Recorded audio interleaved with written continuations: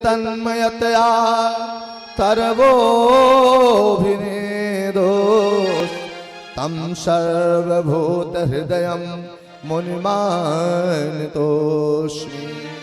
बोले सुखदेव जी महाराज की। तो ऐसे श्रीमद् भागवत महापुराण के वक्ता कौन है? बोले सुखदेव जी महाराज, जो जन्म लेते ही वन की ओर चल पड़े। पिताजी कहते पुत्रेति तन्मयतया तरवोभिनेदुष, बेटा रुक जाओ, बेटा रुक जाओ, बेटा रुक जाओ। और जन्म लेते ही वो वन की ओर चले गए। और ऐसे ऋषि कुमार, ऐसे संत को देख करके सारे वृक्ष झुक करके प्रणाम करने लगे। तो ऐसे इसके वक्ता है कौन? बोले सुखदेव जी महाराज, जो जन्म से ही वीतराग है, किसी प्रकार कोई माया का आक्षेप ही नहीं है। तो ये श्रीमद् भागवत महापुराण कोई साधारण पुराण नहीं है, सब पुराणों में श्रेष्ठ है, मुकुट है। एक बार इसकी कथा सुन लेने से जीवन का उद्धार हो जाता है, परम कल्याण हो जाता है। और अपना तो होता ही है, जिस कुल खानदान में भागवत की कथा होती है उस कुल खानदान का कल्याण हो जाता है। और जितने भी पितृ होते हैं उन पितृ देवताओं की मुक्ति हो जाती है। बोले सच्चिदानंद भगवान की। इससे श्रीमद् भागवत महापुराण की कथा श्रवण करने के लिए हम सब लोग इकट्ठे हुए हैं, वो भी वृंदावन में, श्रीधाम वृंदावन में, यमुना के पावन पुण्य तट। बोले यमुना मैया की। नैमिषेषु तमासीन अभिवाद्य महामतिम कथामृत रसास्वादः कुशलः शौनको ब्रवीत। नैमिषारण्य तीर्थ में 88,000 ऋषि बैठ करके सुंदर भगवत कथा श्रवण करते हैं और भगवत कथा कहते हैं। और क्या करते हैं? बोले यज्ञ आदि कर्म करते हैं। अब यज्ञ का अपने जीवन में बहुत बड़ा महत्व है। यज्ञो वै श्रेष्ठतम कर्म। यज्ञ के 3 प्रकार होते हैं। स्वाहाकार यज्ञ, अग्नि में आहुति देना यज्ञ। और जपाकार यज्ञ, काम करते चलो, नाम जपते चलो, ये भी आप यज्ञ ही करते हैं। और ज्ञान यज्ञ, आप बैठ के जो भगवान की कथा सुन रहे हो, ये भी यज्ञ ही है। तो जीवन में यज्ञ होना जरूरी है। स्वाहाकार भी यज्ञ हो, जपाकार भी यज्ञ हो, और श्रवण भगवान की कथा भी। ये सब आपके जीवन में चरितार्थ हो रहा है। सौनकादिक ऋषि बैठे हैं, उसी क्रम में सूत जी महाराज का आगमन हो गया। जब सूत जी महाराज का आगमन हुआ तो सारे ऋषि जाकर के साष्टांग दंडवत गिर गए। अब सूत जी महाराज की अवस्था कितनी? बोले 16 वर्ष। और जितने संत महात्मा हैं उनकी 400 वर्ष की अवस्था है। ऐसे तरुण कुमार सूत जी महाराज को देख करके साष्टांग दंडवत गिर गए। बोले क्यों? बोले व्यास जी के वो परम कृपा पात्र शिष्य हैं और ज्ञानियों में अग्रगण्य हैं, शिरोमणि है। तो कहते कोई उम्र में बड़ा नहीं होता, कोई धन में बड़ा नहीं होता, कोई जाति में बड़ा नहीं होता। ज्ञान वृद्धा थैव चा, जो ज्ञान में श्रेष्ठ हो वो श्रेष्ठ माना गया है, बड़ा माना गया है। इसलिए सूत जी ज्ञान में प्रवीण हैं। तो 400 वर्ष के महात्मा जाकर के साष्टांग चरणों में लेट गए और कहते हैं महाराज कुछ ज्ञान की बात बताइए, कुछ कथा सुनाइए। सूत जी महाराज ने कहा आप कैसी कथा सुनना चाहते हैं? कथा सुनने का एक इच्छा बताइए कि कैसी कथा सुनना चाहते हैं, जो कान से ही अच्छी लगे वही, या जो जीवन में बदलाव ला दे, जीवन में परिवर्तन ला दे, वो कथा। तो कहते हैं कर्ण प्रिय रसायनम। पहली बात तो महाराज ऐसी आप कथा सुनाओ कि कान से जब हम सुने तो प्रिय लगे, अच्छी लगे। और कथा अच्छी लगने के पश्चात मेरे जीवन में परिवर्तन आ जाए, भक्ति आ जाए जीवन में। ज्ञान आ जाए जीवन में और वैराग्य आ जाए जीवन। ऐसी कथा में कान से केवल सुनने में प्रिय लगे ऐसी नहीं, हमारे जीवन में बदलाव आ जाए, हमारा जीवन बदल जाए, हमारा स्वभाव बदल जाए, हमारी दिनचर्या बदल जाए, हम गोविंद को प्यारे हो जाए, गोविंद हमारे हो जाए। ऐसी कथा सुनाइए। सूत जी महाराज ने कहा धन्य है शौनकादिक ऋषि, बहुत ही अच्छी बात आपने पूछी। वो कथा केवल एक ही है जो सुनने में भी अच्छी लगे और जीवन भी बदल दे। वो कथा है श्रीमद् भागवत महापुराण। जन्म जन्मांतर भवेत् पुण्यम तथा भागवतम लभेत। जब कई जन्मों के पूर्ण उदय होते हैं तब जाकर के भागवत की कथा श्रवण करने का सुअवसर जीवन में आता है। निसंकल्प विकल्प होता रहता है। कितने बार लोग जन्म लेते हैं मर जाते हैं, कितने बार कथा सुनते सुनते मन में संकल्प आता है लेकिन कथा नहीं हो पाती। जब कई जन्मों के पूर्ण इकट्ठे हो जाते हैं तथा भागवतम लभेत, तब भागवत श्रवण करने की। बोले सच्चिदानंद भगवान की जय। श्रीमन नारायण नारायण नारायण, श्रीमन नारायण नारायण नारायण, श्रीमन नारायण नारायण नारायण, ओ श्रीमन नारायण नारायण नारायण, भगवान नारायण नारायण भगवान नारायण नारायण नारायण, लक्ष्मी नारायण नारायण नारायण, ओ लक्ष्मी नारायण नारायण नारायण, लक्ष्मी नारायण नारायण नारायण, लक्ष्मी नारायण नारायण नारायण, श्रीमन नारायण जय हो। नारायण, श्रीमन नारायण नारायण नारायण, भगवान नारायण नारायण नारायण, भगवान नारायण नारायण नारायण, सद्गुरु नारायण नारायण नारायण, सद्गुरु नारायण नारायण नारायण, सद्गुरु नारायण नारायण नारायण, ओ सद्गुरु नारायण नारायण नारायण, श्रीमन नारायण नारायण, श्रीमन नारायण नारायण नारायण, भगवान नारायण नारायण नारायण, श्रीमन नारायण, लक्ष्मी नारायण नारायण नारायण, लक्ष्मी नारायण नारायण नारायण, श्रीमन नारायण नारायण नारायण, श्रीमन नारायण नारायण नारायण, श्रीमन नारायण नारायण नारायण, श्रीमन नारायण नारायण नारायण, भगवान नारायण नारायण नारायण, भगवान नारायण नारायण नारायण, लक्ष्मी नारायण नारायण, लक्ष्मी नारायण नारायण नारायण, नारायण नारायण नारायण, भगवान नारायण नारायण नारायण, श्रीमन नारायण नारायण नारायण, श्रीमन नारायण नारायण नारायण, भगवान की जय हो। राम हरिलाल की जय हो। जय जय श्री श्री राम। राधे।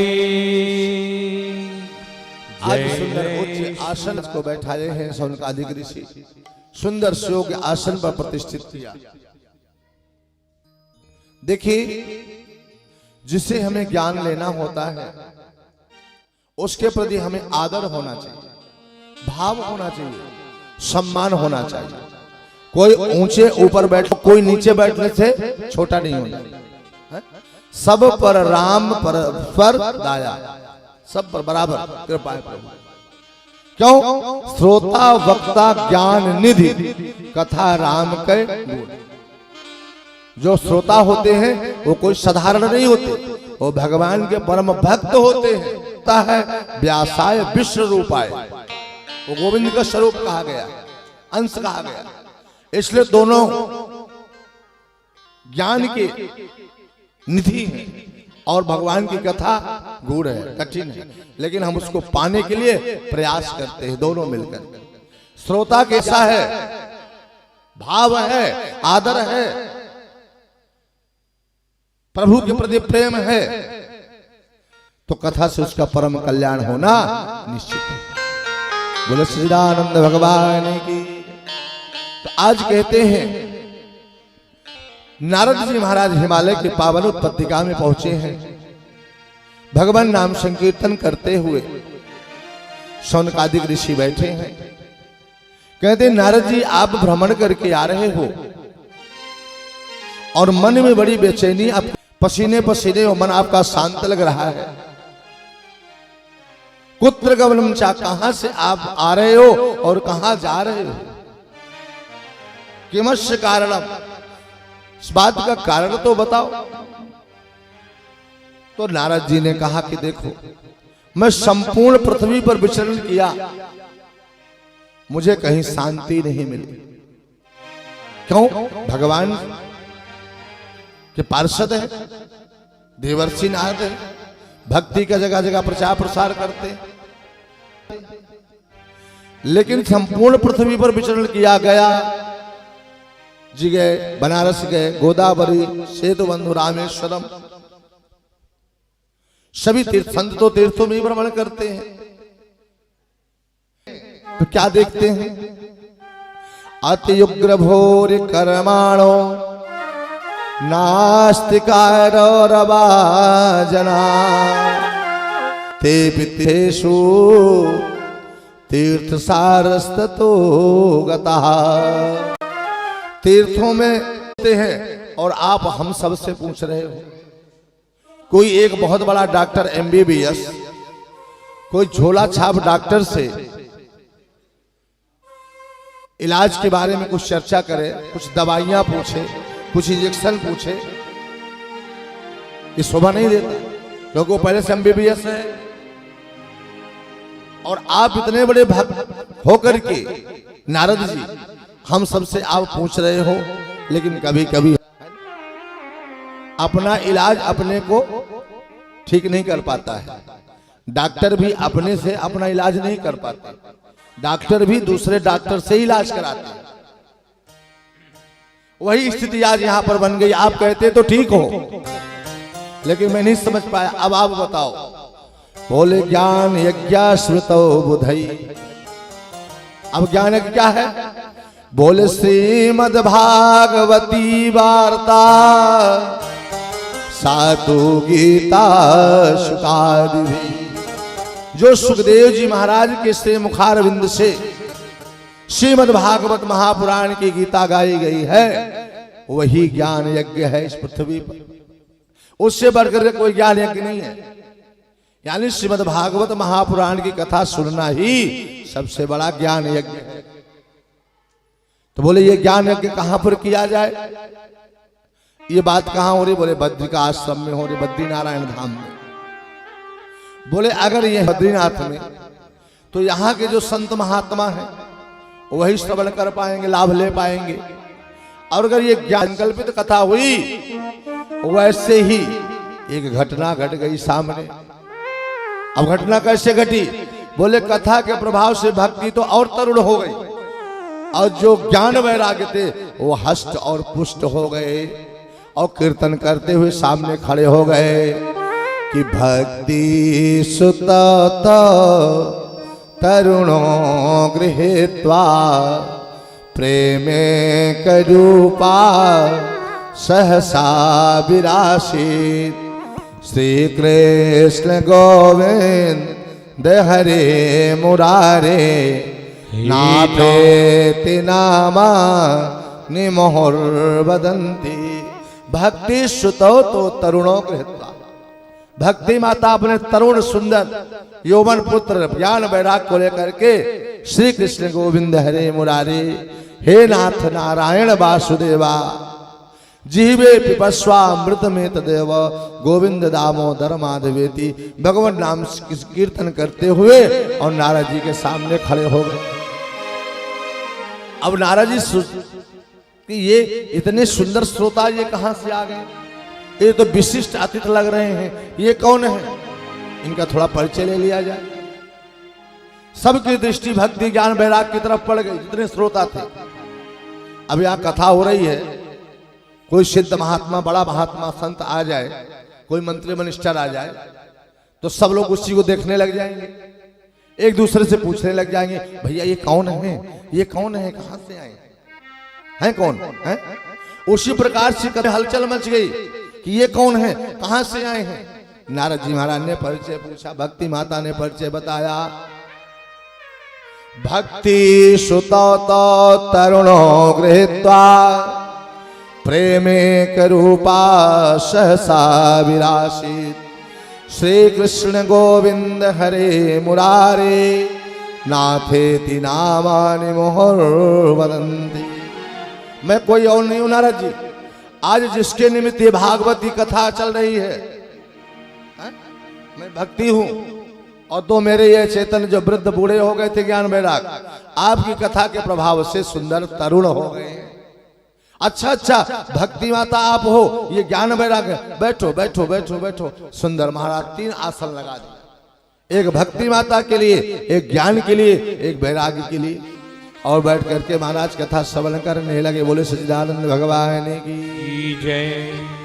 अब आप कहेंगे महाराज कथा तो वही है, अब भक्ति नहीं दिखाई देती, ज्ञान नहीं दिखाई देता, वैराग कहां चला गया, पूछ सकते हो ना।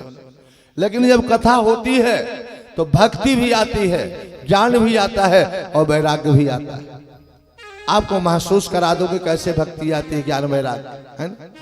जब कथा का समय हो जाता है, होने लग जाता है कि 2 बजे से कथा शुरू होगी, तो आपके 1:30 बजे से ही आपके अंदर नृत्य होने लगेगा। जल्दी करो, ये काम कर लो, 2 बजे से कथा में चलना है, ये काम कर लो, 2 बजे कथा में बैठना है। ये भक्ति का स्वरूप है। भक्ति अंतःकरण में आकर के नृत्य करने लगती, चलो चलो चलो कथा में चलो, कथा में चलो। होता है कि नहीं होता है, तो भक्ति आ गई जीवन में। और जब बैठ के कथा सुनने लग जाते हो तो ये कार्य करना चाहिए, कार्य नहीं करना चाहिए, ये सत्य है, ये असत्य है, ये ब्रह्म है, ये माया है, ये जीव है, ये ईश्वर है ना? तो हमें ज्ञान होता है कि नहीं, तो जीवन में ज्ञान भी आ गया, आया कि नहीं आया, आ गया। फिर वैराग्य भी, 3-3 घंटे आप बैठ करके दुकान को भूल जाते हो, मकान को भूल जाते हो, परिवार को भूल जाते हो, है? सब कुछ छोड़ देते हो, यानी आपके जीवन में वैराग्य भी आ जाता है। तब तो आप 3 घंटा बैठ के कथा सुन सकते हो, नहीं तो 1 मिनट भी नहीं बैठ सकते हो आप। क्यों?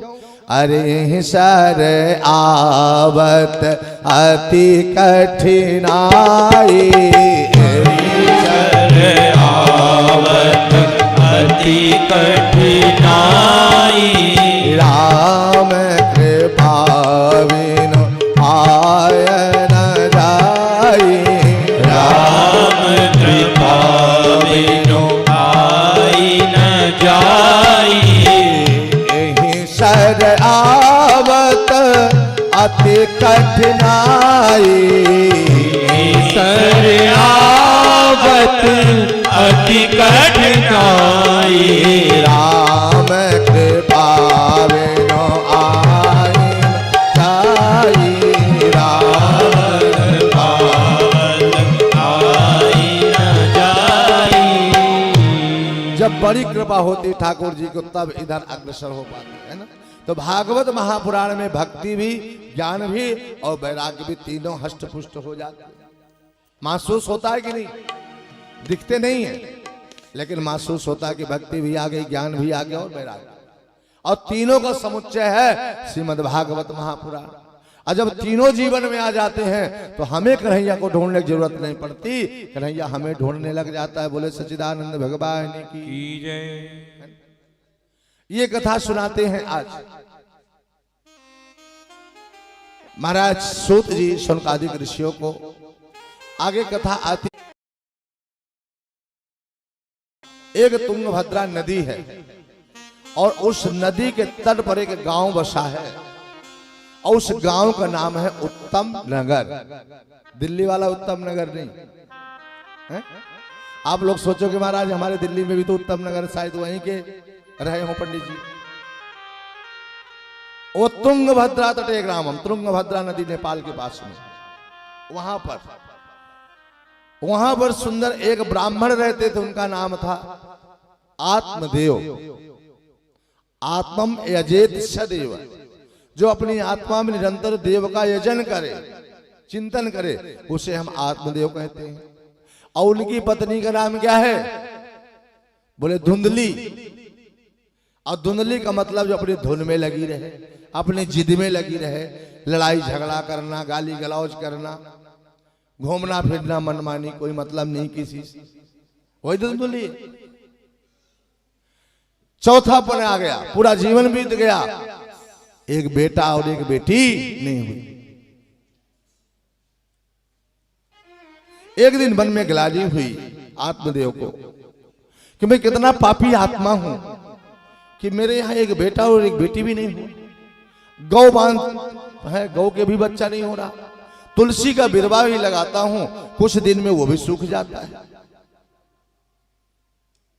अब पत्नी भी है, वो लड़ाई झगड़ा करने वाली है। और गांव के पड़ोस के लोग आते हैं, पूछते हैं पंडित जी आप तो दूसरे का हवन पूजन करा देते हो, अनुष्ठान करा देते हो, तो उनके यहाँ बेटा हो जाता है, अपने लिए कुछ नहीं करते हो कि आपके यहाँ भी बेटा हो जाए। ये सब बातें सुनकर के महाराज उनका मन खिन्न हो गया, दुखी हो गया। और जब मन खिन्न दुखी हो गया तो एक दिन उन्होंने विचार किया कि अब इस जीवन को बेकार है, अब तो मर जाना ही ठीक है। लेकिन पूजा पाठ करते थे, त्रिकाल संध्या करते थे, मंदिर बना के घर में रखे थे, जाकर के ठाकुर जी को प्रणाम किया। मरने की भी अगर इच्छा हो जाए कि मैं जा रहा हूं मरने के लिए, तो ठाकुर जी के मंदिर में जरूर मत्था टेक लेना चाहिए। पहली बात तो ठाकुर जी मरने ही नहीं देंगे, अगर कहीं मर भी गए तो अपने धाम को दे देंगे। इसलिए और किसी भी कार्य के लिए जाओ तो प्रणाम करके जाओ, ठाकुर जी मैं जा रहा हूं, आप भी चलो साथ में, मेरी रक्षा करना, आप मेरे साथ में रहना है ना। तो फिर आप अकेले नहीं जाते हो, आपके साथ में ठाकुर जी भी जाते हैं। बोले सच्चिदानंद भगवान की जय हो। मंदिर में मत्था टेक करके आज आत्मदेव जी चले हैं और आगे जाते हैं, एक सरोवर है, उस सरोवर में स्नान किया और जैसे स्नान करके बाहर निकलते थे एक संत का दर्शन हो गया। जब संत को देखा, अरे ये तो विद्वान संत है, तपस्वी संत है, चलो आज इन्हीं से अपना निवेदन करते हैं। आकर के चरणों में गिर गए, प्रणाम किया और झरझर अश्रुधारा बहने लगी। संत समझ गए कि ये तो ब्राह्मण है और दुखी है, क्योंकि चेहरे की आकृति जी बता देती है कि व्यक्ति दुखी है या सुखी। और फिर रुदन कर रहे थे तो गरम गरम आंसू निकल रहे हैं। आंसू भी तीन प्रकार के निकलते हैं, एक गरम आंसू निकलता है, एक ठंडा आंसू निकलता है, एक नॉर्मल आंसू निकलता है। अब ठंडा गरम नॉर्मल कब आंसू निकलता है आंखों से? जब व्यक्ति बहुत दुखी हो जाता है, बहुत परेशान हो जाता है, बड़ी ग्लानि वेदना हो जाती है, तब उसके आंखों से गर्म अश्रुधारा निकलती है। आज जब कहीं मान लो कोई प्रमोशन हो गया, बेटे की नौकरी लग गई, झूठे मुकदमे में जीत हो गई, कुछ अच्छा जीवन में कार्य हो गया, तो भी प्रेम के आंसू निकल आते हैं, भाव के आंसू निकलते हैं, वो ठंडे होते हैं, भाव के आंसू होते हैं। और तीसरा नॉर्मल आंसू, जब माताओं को अपना काम बनाना होता है ना, तो झूठे मूठे को रोने लग जाती है ना। और जब झूठे मूठे रोती हैं तो नॉर्मल आंसू निकलता है, फिर अपनी बात मना लेते हैं। ये गुण होता है माताओं का, सबके अंदर, सबके आंसू नहीं निकलता है, लेकिन माताओं के तुरंत 2 मिनट में कहो तो वो आंसू दिखा देंगे। बोले सच्चिदानंद भगवान की जय। जय हो। थोड़ा माइक तेज करो यार, गला पकड़ रहा है। इको दो, इको ज्यादा बेस। थोड़ा रेंज बढ़ा दीजिए इसकी। इस प्रकार से आज समझ गए संत महात्मा जी कि आज ये ब्राह्मण दुखी है। किमस्य दुःखस्य कारणम, आपके दुख का कारण क्या है? ब्राह्मण देवता ने कहा महाराज आप संत हैं, आप सब जानते फिर भी मुझसे पूछ रहे हो। बोले हाँ बताओ। बोले महाराज सच बताता हूं, पूरा जीवन बीत गया, चौथापन आ गया, ना एक बेटा हुआ ना एक बेटी हुई, गाय पाल के रखी वो भी बांझ है, तुलसी का बिरवा लगाते हुए भी सूख जाता है, तो मेरे जैसा पापी आत्मा इस संसार में कौन होगा? अब तो यही लगता है कि मैं अपना प्राणों का अंत कर दूं। संत ने समझाया नहीं, जीवन जीने के लिए होता है, मरने के लिए नहीं होता। तो बोले महाराज आप ठीक कह रहे हो, तो मुझे आशीर्वाद दे दो, पुत्र प्राप्ति का मुझे वरदान दे दो। मस्तिष्क रेखा देखा संत ने, कहा आत्मदेव सप्त जन्म पुत्र नैव चाह नैव चाह नैव चाह। एक नहीं 7 जन्म तक तुम्हें पुत्र सुख नहीं है, नहीं है, नहीं है। पुत्र के चक्कर में मत पड़ो। बोले महाराज मैं भी विद्वान हूं, मैं भी कुछ पढ़ा लिखा हूं, जानता हूं। गृहस्थ सरसोलो कहा पुत्र पौत्र समान बिता। गृहस्थ तभी सुखी होता है जब उसके यहां बेटा हो जाए, पोते हो जाए, घर में किलकारियां गूंजने लगे, छोटे छोटे नन्हे नन्हे बच्चे खेलने कूदने लगे, तो उसका आनंद ही कुछ और होता है। और आप कहते हो कि ऐसे नहीं। ठीक है तुम भजन करो, बेटा होना अच्छी बात है, भगवान की कृपा है बेटा हो जाए, और बेटा ना होना भगवान की महान कृपा है। बोले क्यों? बोले बेटा अगर लायक हो जाता है ना तो माता पिता को बहुत सुख मिलता है, उसका नाम उजागर होता कि फला व्यक्ति का ये बेटा है, अच्छा काम करता है। तो यही लोग कहते हैं ऐसा बेटा तो भगवान सबको दे, बहुत लायक बेटा है, बहुत अच्छा बेटा। हाँ अवश्य जरूर इनका कुछ पुरुषार्थ रहा होगा, इन्होंने अच्छा कर्म किया होगा, तब तो ऐसे सुंदर लायक बेटा इनको मिला। तो लोग माता पिता की भी जय जयकार करते हैं, और कहीं बेटा नालायक निकल गया तो माता पिता को भी कोसते कैसा था ये कि इसके ऐसी औलाद है। और जब बेटा जन्म लेता है तो माता पिता की बहुत इच्छाएं होती, अच्छा पढ़ाएंगे लिखाएंगे,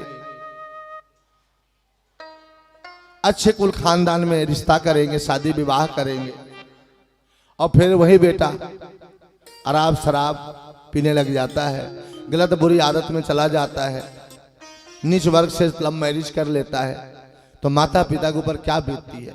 फिर वही माता यही सोचते हैं पिता कि औलाद ना हुई होती तो ज्यादा अच्छा था। इसलिए भगवान दे तो लायक दे, और ना दे तो नालायक ना दे। तो तुम्हें सुख तो है नहीं, तो बेटा नहीं हुआ तो भगवान की महान कृपा है। बोले महाराज आप कह रहे हो ना कि आपके पुत्र सुख नहीं है, लेकिन आप संत महात्मा हो, आप आशीर्वाद दे करके मुझे पुत्र सुख दे सकते हो। जिस प्रकार से पिबन्ति नद्यः स्वमेव नाम्भा स्वयं न खादाति फलानि वृक्षा अम्भोधरोवर सतनात्म हेतो परोपकाराय शतां विभूतया। महाराज संतों के हृदय परोपकारी होता है, वो जब तब जो भी करते हैं वो दूसरे के हित के लिए करते हैं। जिस प्रकार से नदियों में अथाह जल भरा रहता है, लेकिन नदियां उस जल को नहीं ग्रहण करती। मेघ सुंदर वृष्टि करते हैं, लेकिन उस जल से कोई तात्पर्य नहीं उन्हें। स्वयं न खादांति फलानि वृक्षा, वृक्ष कितने सुंदर फल देते हैं, लेकिन वृक्षों से पूछा जाए इस फल को खाते हो, तो वृक्ष उस फल को नहीं खाते हैं। खाने वाला तो कोई और। तो परोपकारी हुए कि नहीं? उसी प्रकार से महाराज आप परोपकारी हो। आपकी जो जब तब तपस्या है दूसरे के हित के लिए है, तो आप मुझे आशीर्वाद दे दो कि मेरे यहाँ पुत्र सुख हो जाएगा। आपके आशीर्वाद में वो शक्ति है कि भाभी हूं मेटी सकहे त्रिपुरारी, भाभी मेट सकहे त्रिपुरारी, भाभी हूं मेटी सकहे त्रिपुरारी, भाभी मेट सकहे त्रिपुरारी, जो तप करय कुमारी तुम्हारी, जो तप करय तुम्हारे तुम्हारी। नारद जी ने सूत्र दिया था किसको? माता मैना को, हिमांचल को। जिस समय प्रतिज्ञा किया था पार्वती के बरऊ सम्मुनत राम कुमारी, है ना, हस्तरेखा देख करके नारद जी ने सारी बात बताई थी कि नंग धड़ंगे भोले बाबा की जैसा औघड़दानी मुंडों की माला पहनने वाला ऐसा अनंग अरूप वर मिलेगा पार्वती को। लेकिन अगर ये तपस्या करें तो ये इसका विधान हट जाएगा और बाबा भोलेनाथ इसको मिल जाएगा। तो तपस्या में वो शक्ति होती है कि भाभी उमेट सकहीं त्रिपुरारी।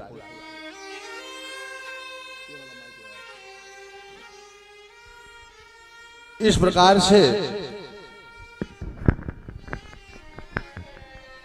आज सुंदर आत्मदेव को ज्ञान स्वयं ज्ञानी दे रहे हैं। किनको कह रहे हैं? थोड़ा बेस बढ़ा दो कि आपके पुत्र सुख नहीं है, लेकिन आत्मदेव कहते हैं महाराज आपका आशीर्वाद मिल जाएगा तो हमें पुत्र सुख प्राप्त हो जाएगा। बोले ठीक है, अगर तुम्हारा विश्वास है तो हम अपनी सारी तपस्या का फल आपको दे देता हूं। निकाला महाराज एक फल हाथ में, अभिमंत्रित किया, अपनी पूरी तपस्या का फल उस मंत्र में समाहित किया, मंत्रोच्चारण के द्वारा।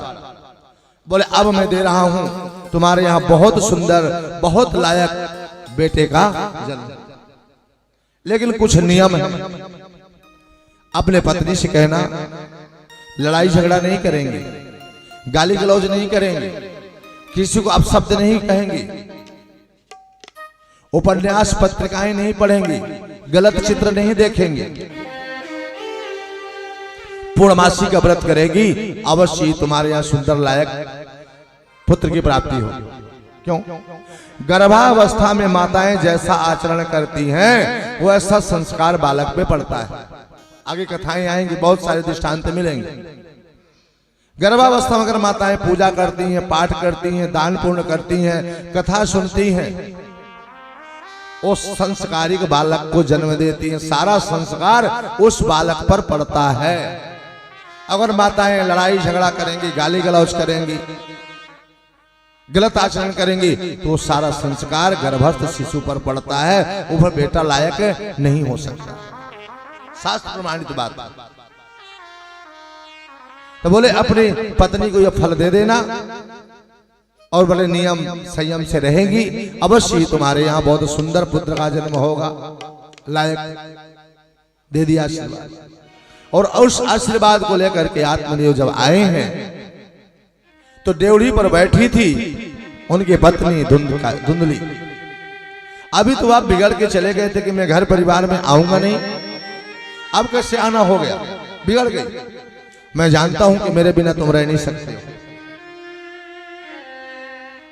बोले देवी पुरानी बात भूल जाओ, अब मेरी किस्मत बदल गई। मेरा समय बदल गया। बोले क्या बदल गया? बोले आज एक संत का आशीर्वाद मिल गया, ये फल खा लो, हमारे यहाँ बहुत सुंदर बेटा हो जाए, लायक बेटा होगा, संत का आशीर्वाद है। बोले ठीक, ले लिया महाराज। और आत्मदेव कहीं अन्यत्र काम से चले गए। अब उस फल को ले है, खाऊं कि ना खाऊं, खाऊं कि ना खाऊं, खा लूंगी गर्भ हो जाएगा, पेट फूल जाएगा, बीमार हो जाऊंगी, बीमार हो जाऊंगी, हॉस्पिटल जाना पड़ेगा, मेरी नंदे आएंगी, सारा धन लूट के लेके चले जाएंगी, फिर बच्चा होता है, बड़ा कष्ट होता है, मैं मर न जाऊं, चलो किसी तरह से बच भी जाऊंगी, उसको नहलाना पड़ेगा, धुलाना पड़ेगा, ट्यूशन छोड़ना पड़ेगा, टिफिन तैयार करना पड़ेगा, ये सब बवाल में कौन पड़े, छोड़ो नहीं, मैं तो बिना बच्चे की अच्छी। लेकर के फल बैठी है चिंता तो। उसकी बहन आई, बोली बहन क्या चिंता, बोली ऐसी क्या बात है? बहन क्या बताइए, पता नहीं तुम्हारे जीजाजी कहां से अलाए बलाए फल ले आकर दिए हैं और कहते खा लोगे तो बेटा हो जाएगा। अब बताओ मैं कितनी सुंदर हूं, मेरा तो स्वरूप बिगड़ जाएगा और मैं क्या करूं? बोले ठीक है तुम इस फल को मत खाओ, वैसे खाओगे तो कोई असर होने वाला नहीं, क्योंकि ऐसे संतों में कुछ वैसी बात तो रहती नहीं है, ये सब ढकोसलेबाजी है। लेकिन अगर तुम्हें परीक्षा ही लेना है तो तुम्हारे यहाँ 5 गऊ है, उस गऊ को खिला दो, उसके बेटा हो जाएगा, होना होगा तो। और मेरे गर्भ में बालक है, जैसे ही जन्म होगा मैं ला करके तुम्हें दे दूंगी और तुम ये बोल देना कि मेरा बेटा हो गया, और गुप्त रूप से मुझे धन दे देना, क्योंकि मेरे तो कई बेटे हैं, तो हमारे यहाँ धन की कमी है, खाने वाले हैं लेकिन खिलाने के लिए नहीं, और तुम्हारे यहाँ खाने के लिए है लेकिन खाने वाला नहीं, तो मुझे धन दे देना, मैं तुम्हें बेटा दे दूंगी, बस बात बन जाएगी। बोले ठीक। आत्मदेव जब आए तो कह दिया कि मैंने फल भक्षण कर लिया, खा लिया, लेकिन फल तो महाराज खिला दिया कि किनको? गऊ को। समय पूरा हुआ, उसके बहन का बेटा हुआ और ले आकर के गुप्त रूप से बेटे को दे दिया, और इधर धुंधली ने कह दिया मेरे बेटा हो गया, बेटा हो गया, बेटा। अब तो महाराज फूले नहीं समाये, आत्मदेव के चौथे पन में एक संत के आशीर्वाद से हमारे यहाँ बेटा हो गया, और बहुत लायक बेटा हो गया। बोले देवी जब से मैं फल तुम्हें खाई हो ना, जब से फल ले आया, संत का आशीर्वाद लेके आया, तब से मेरे अंदर एक बहुत बड़ी उत्कंठा जागृत हुई थी, भाव आया था। बोले क्या? बोले बेटा जब होगा तो उसका नामकरण करूंगा, तो अब बेटा हो गया है तो मैं नामकरण करना चाहता हूं। संत के आशीर्वाद से हमारे यहाँ बेटा हुआ है और मेरा नाम है आत्मदेव, तो मेरे बेटे का नाम होगा परमात्मा देव, परमात्मा का दिया हुआ। बिगड़ गई धुंधली, 9 महीने गर्भ में मैं रखी, सारी अंतराएं मैं सही, और नामकरण करने वाले बड़े बनते हो तो डांट दिया, मैं नाम रखूंगा अपने बेटे का। बोले देवी तू ही रख ले। बोले मेरा नाम है धुंधली, तो मेरे बेटे का नाम होगा धुंधकारी नामतः।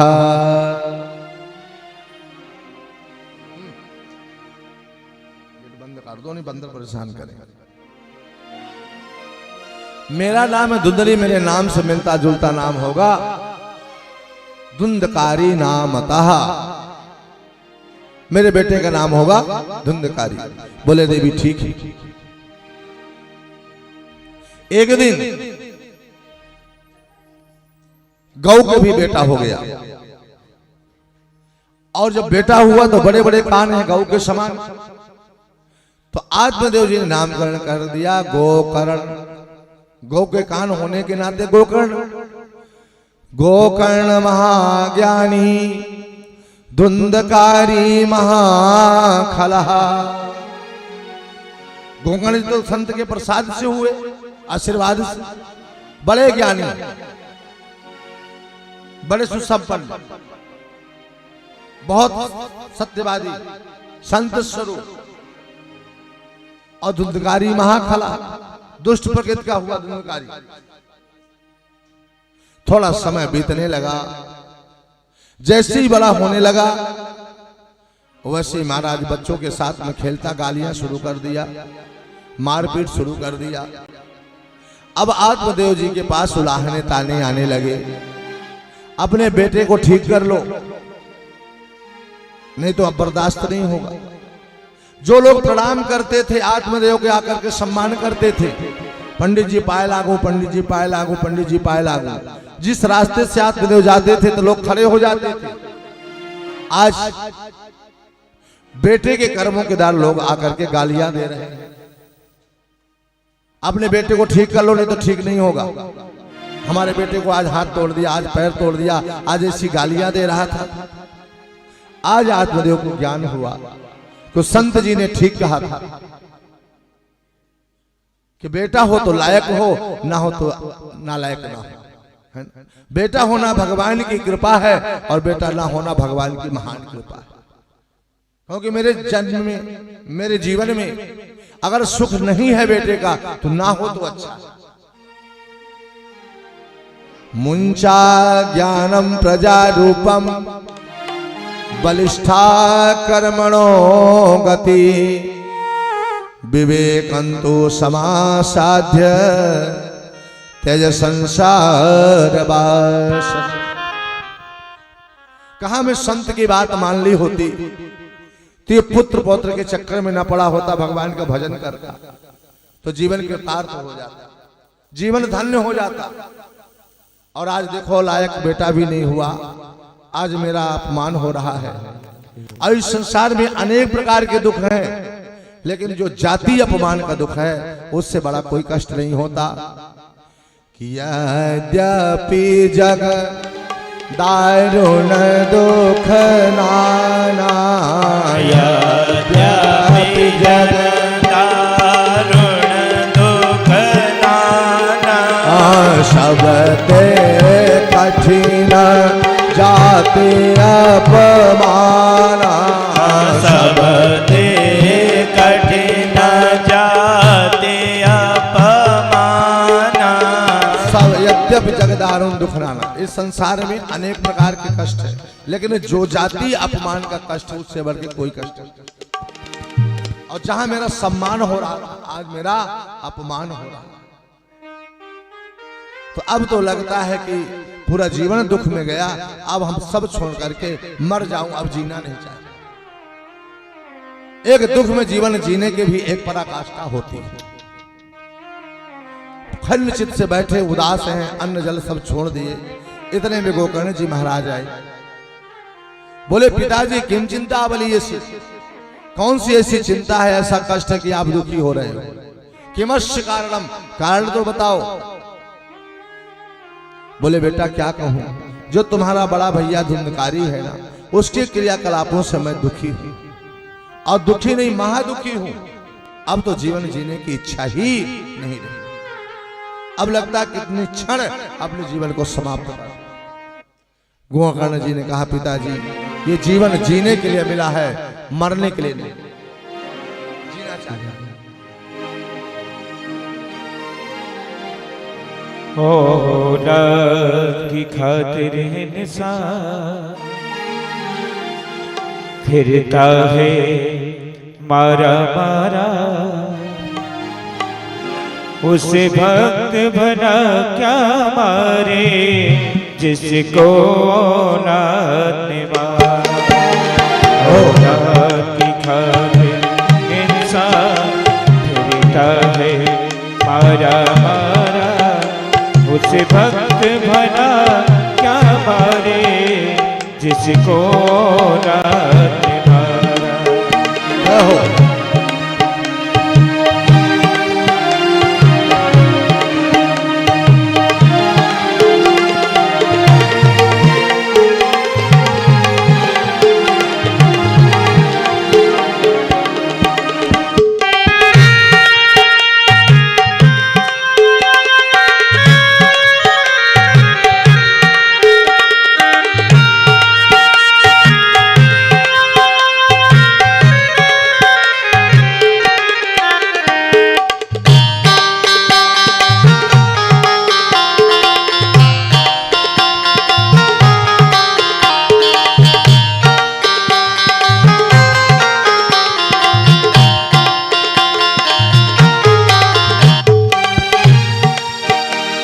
तेरी औलाद तेरे संग जब ये बर्ताव करेगी, तुझ पे क्या यूं बीतेगी, तुझको मालूम पड़ेगी।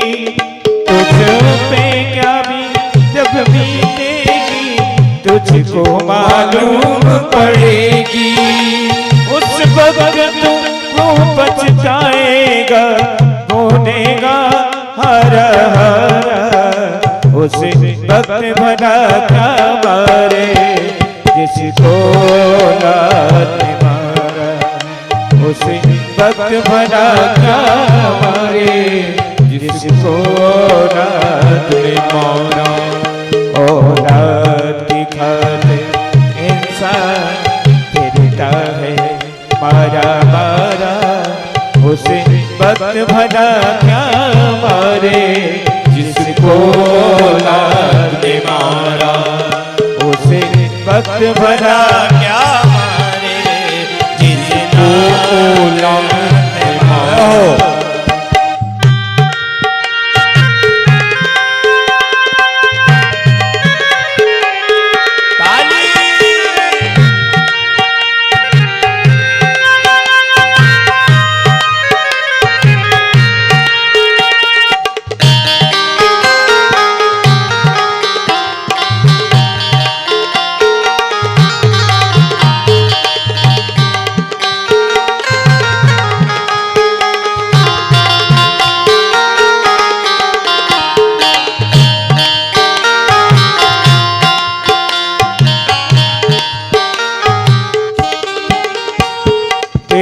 खुशियों की खातिर रातों की नींद गवाई।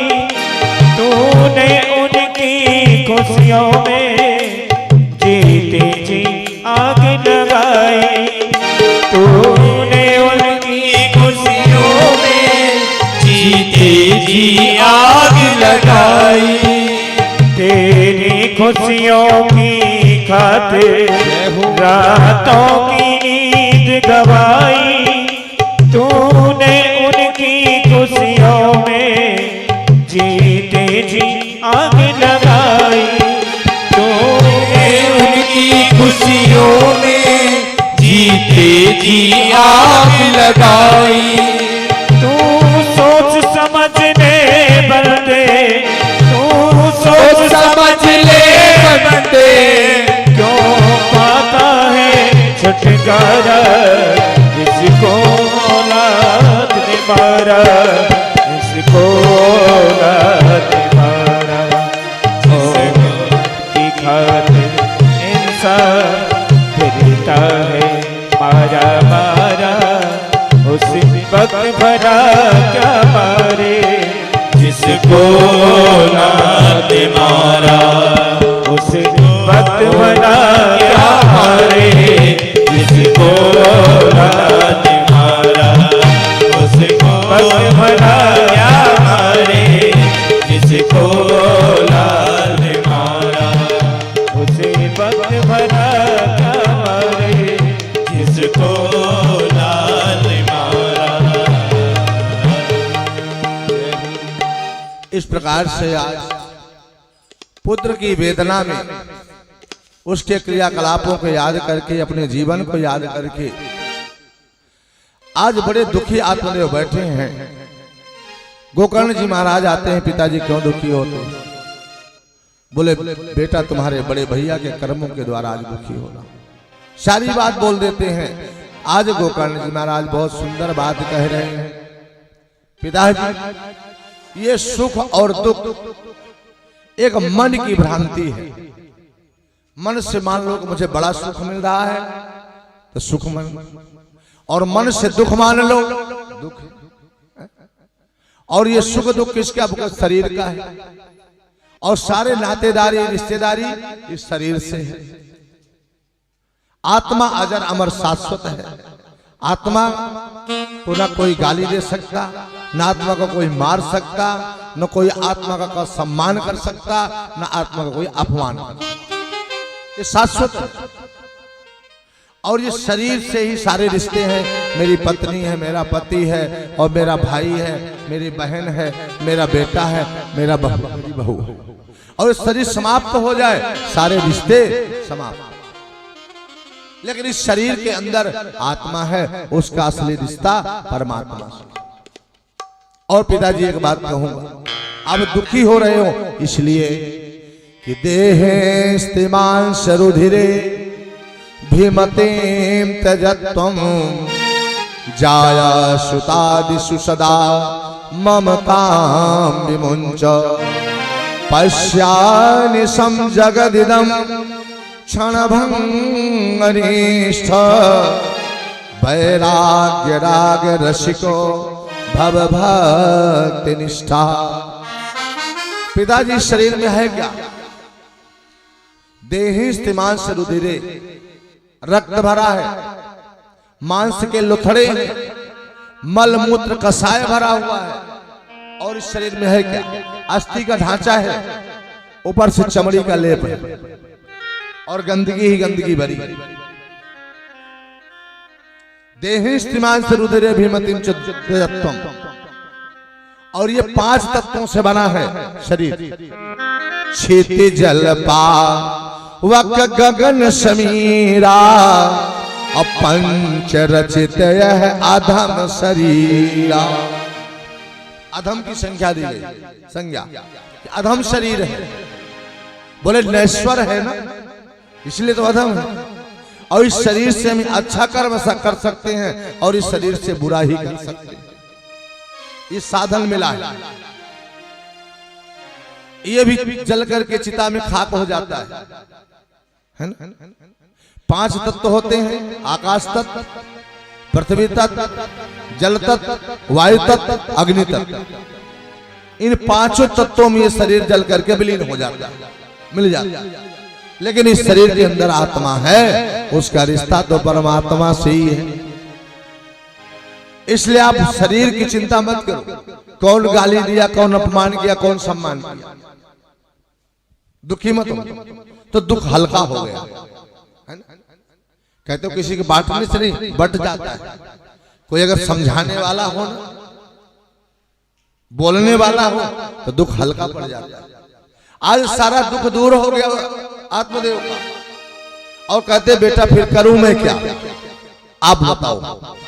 बोले पिताजी करना क्या है, मैं बता रहा हूं कि धर्मं भजस्सु सततम त्यज लोक धर्मान सेवस्य साधु पुरुषान जहि काम तृष्णान अन्यांश दोष गुण चिंतन मासु मुक्त्वा सेवा कथा रसमहो नितराम पिबत्वा। 2 धर्म है, एक लौकिक धर्म है और एक पारलौकिक धर्म। पत्नी के साथ रहना, परिवार के साथ रहना लौकिक धर्म, संतों के साथ रहना, भगवत भजन करना, कथा सुनना, परमात्मा के साथ रहना, यह पारलौकिक धर्म। तो जब यहां अपमान हो रहा, लौकिक धर्म शरीर से जुड़ा हुआ है और पारलौकिक धर्म आत्मा से जुड़ा हुआ, तो लौकिक धर्म का त्याग कर दो। बोले कहां जाऊं? बोले संतों के पास। धर्मं भजस्सु सततम त्यज लोक धर्मान सेवस्य साधु पुरुषान जहि काम तृष्णान। संतों के पास चले जाओ, संतों की चरणों की सेवा करना, भगवान की कथा सुनना, स्वाध्याय मनन चिंतन करना, आपका कल्याण हो जाएगा। दुखी होने की जरूरत ही नहीं। अब बहुत आत्म तत्व की अनुभूति का बोध हुआ कि सही बात है, ये शरीर से ही सारे जगत का रिश्ता है। शरीर समाप्त हुआ, सारे रिश्ते खत्म हो गए। बोले बेटा तुमने बहुत सुंदर बात कही, अब मुझे कुछ भी नहीं करना है, अब तो मुझे भगवत प्राप्ति के मार्ग पे चलना है, भगवत भजन करना है, संतों की सेवा करना है। महाराज चल पड़े उत्तराखंड की ओर। बोले सच्चिदानंद भगवान की जय हो। हरि भजले हरि भजले हरि भजने का मौका है। हरि भजने हरि भजने हरि भजने का मौका है। भजन कर ले भजन कर ले भजन कर ले का मौका है। भजन कर ले भजन कर ले भजन कर ले मौका है। अभी कर ले अभी कर ले अभी करने का मौका है। अभी कर ले अभी कर ले अभी करने का मौका है। भजन कर ले भजन कर ले भजन करने का मौका है। भजन कर ले भजन कर ले भजन करने का मौका है। नाम जप ले नाम जप ले नाम जप ले का मौका है। नाम जप ले नाम जप ले नाम जपने का मौका है। भजन कर ले भजन कर ले भजन करने का मौका है। भजन कर ले भजन कर ले भजन करने का मौका है। हरि भजन हरि भजन का मौका है। हरि कर ले हरि भजने हरि भजने का मौका है। हरि भजन हरि भजन हरि भजन का मौका है। हरि भजने हरि भजने हरि भजने का मौका है। नाम जप ले नाम जप ले नाम जप ले का मौका है। नाम जप ले नाम जप ले नाम जपने का मौका है। नाम जपने का मौका है भजन करने का मौका है। कब मौका है? बोले अभी जप ले अभी भज ले अभी भजने का मौका है। क्यों? अभी मनुष्य शरीर मिला है इसलिए। अरे महाराज 2-4 दिन बाद जप लेंगे, किसी ने नहीं देखा 2-4 दिन होगा भी। क्यों? हम आपको कथा सुना पा रहे हैं, 2 मिनट बाद सुना पाएंगे, कोई गारंटी नहीं। क्यों? 2 मिनट में तो हार्ट फेल हो जाता है, राम नाम सत्य हो जाता है। क्यों? क्षण भंगुर जी बन की कल का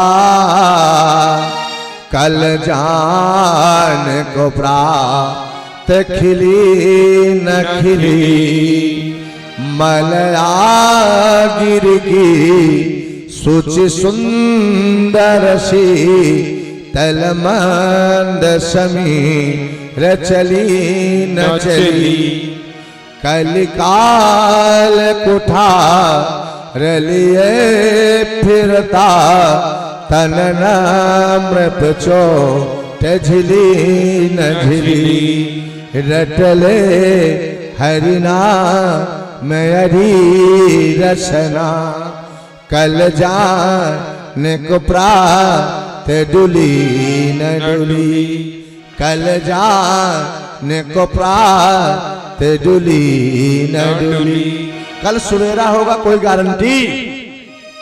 इसलिए मानव शरीर मिला है, इसलिए हम बैठ के कथा सुन रहे हैं, कीर्तन कर रहे हैं, प्रभु का नाम ले रहे हैं, प्रभु का स्मरण कर रहे हैं, है ना? इसलिए तो कहा गया ना, बड़े भाग मानुष तन पावा असुर दुर्लभ सद ग्रंथ निगावा। बड़े भाग गधा तन पावा, बड़े भाग बैल तन पावा नहीं लिखा गया। गधे बैठ के कथा नहीं सुन सकते, बैल कट के नहीं सुन सकते, जीव कीड़े मकोड़े कथा नहीं करवा सकते, नहीं सुन सकते, इसलिए मनुष्य सुन सकता है। इसलिए बड़े भाग मानुष तन पावा असुर दुर्लभ सद ग्रंथ निगावा। साधन धाम अरे मोक्ष कर द्वारा अपायन जहि परलोक सवार। ये मानव शरीर भोग विलास वासना के लिए नहीं है, ये तो भगवत प्राप्ति के लिए साधन मिला है।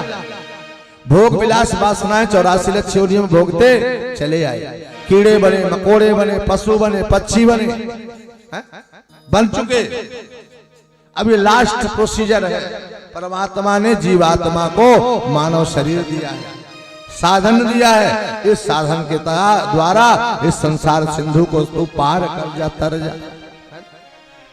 इसलिए बड़े भाग मानुष तन पावा, असुर दुर्लभ सद ग्रंथ निगावा। कि साधन धाम मोक्ष कर द्वारा, अपायन जहि परलोक सवार। परलोक तक जाने का ये साधन है मानव शरीर। तो ये देव दुर्लभ शरीर कहा गया है। अब देव दुर्लभ क्योंकि देवताओं के लिए दुर्लभ है, क्योंकि मोक्ष मनुष्य शरीर से ही होता है। आज तक आपने सुना कि भला देवता का मोक्ष हो गया? नहीं सुना। उनका मोक्ष होते नहीं। हम कितने बार आए गए चले गए, आए गए चले गए, मोक्ष हो गया? नहीं आए। लेकिन अनादिकाल से देवता तो वही कोई है। इसलिए देव दुर्लभ शरीर है। सुर माने देवता, दुर्लभ कठिन, दुर्लभ चीज मानव शरीर। बड़े भाग्य से मानव शरीर मिला है। भोग विलास वासना के लिए नहीं, भगवत प्राप्ति के लिए। बोले सच्चिदानंद भगवान की जय। आज आत्मदेव जी के सुंदर उपदेश सुनकर, आत्मदेव जी गोकर्ण के सुंदर उपदेश सुनकर के महाराज चल पड़े वन की ओर। हरे रामा रामा राम सीता राम राम राम, हरे रामा राम सीता राम राम राम, सीता राम राम राम, सीता राम राम राम, सीता राम राम राम, सीता राम राम राम, राजा राम राम राम, राजा राम राम राम, राजा राम राम राम, सीता राम राम राम, राजा राम राम राम, सीता राम राम राम, राजा राम राम राम, सीता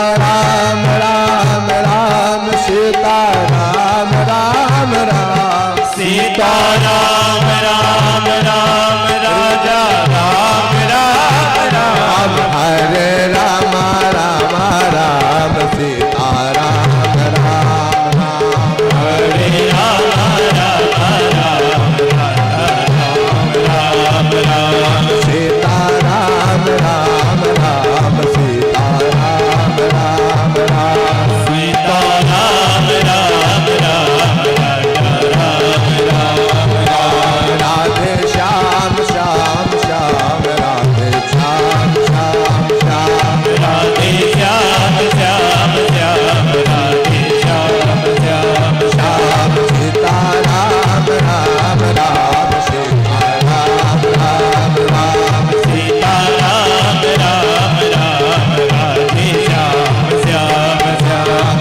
सीता राम राम राम, सीता राम राम राम, सीता राम राम राम, राधे राम श्याम श्याम, राधे श्याम श्याम श्याम, राधे श्याम श्याम श्याम, राधे श्याम श्याम श्याम, राधे श्याम श्याम श्याम, सीता राम राम, सीता राम राम राम, सीता राम राम राम, राधे राम श्याम श्याम, राजा राम राम राम, सीता राम राम राम, राजा राम राम राम, राधे श्याम श्याम श्याम, सीता राम राम राम, राधे श्याम श्याम श्याम, सीता राम राम राम, राधे श्याम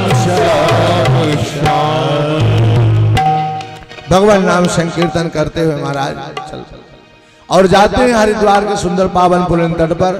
संतों के चरणों की सेवा करते हैं, भगवान की मंगलमयी कथा सुनते हैं और ऐसा करते करते अपना जीवन पूर्ण कर देते हैं। एक दिव्य ज्योति निकलती भगवान के चरणों में समाहित हो जाती। बोले सच्चिदानंद भगवान की जय। अब इधर धुंधकारी बड़ा हो गया। अब पिताजी तो चले गए, उठाया एक दिन 1.5 हाथ का डंडा, लगा धुंधली को पीटने। बोल धन गाड़ करके रखी, नहीं अभी तो छिपा के रखी है। अगर असलियत में धुंधली का बेटा होता तो अपनी माँ को कभी मारता? कभी ना मारता। माँ की गाली नहीं बर्दाश्त कर सकता जो व्यक्ति, वो मार सकता है क्या? माँ की गाली किसी को दे दो फिर देखो क्या होता है ना? आज ये धुंधकारी दूसरे का बेटा था। धुंधली ने छल कपट किया कि मेरा बेटा है, अपने पति से झूठ बोली। आज उसका परिणाम कि जिसको अपना बेटा मान बैठी थी, पाल पोस करके बड़ा किया, आज वही 1.5 हाथ के डंडे से पिटाई कर रहा है। बोल धन कहां छिपा के? आज अपने कर्मों को याद किया कि आज मुझे अपने कर्मों से दुख मिलता है। इस नालायक को मैं अगर गोद न ली होती, अपना बेटा ना मानी होती, तो आज ये गति मेरी ना होती। पति जी भी चले गए छोड़ के, और ये मुझे प्रताड़ित करता। वैसा जीवन जीना ठीक नहीं है। एक कुएं में कूद गई और मर गई।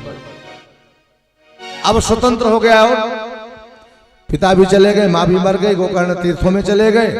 अब तो स्वतंत्र हो गया। जब व्यक्ति स्वतंत्र हो जाता है वो जीवन में अच्छा काम कभी नहीं करता। इसलिए स्वतंत्रता नहीं होनी चाहिए, बंधन होना चाहिए। चाहे गुरु का बंधन हो, चाहे माता पिता का बंधन हो, चाहे पति का बंधन हो, चाहे पत्नी का बंधन हो, चाहे भाई का बंधन हो, स्वतंत्रता नहीं होनी चाहिए जीवन। जिसके जीवन में स्वतंत्रता आ जाती है उसके जीवन में अवगुण 1000 आ जाते। परम स्वतंत्र न सिर पर कोई, अभाव ही मन करे सोई सोई। जब व्यक्ति स्वतंत्र हो जाता है तो जो उसके मन में आता वही करता है।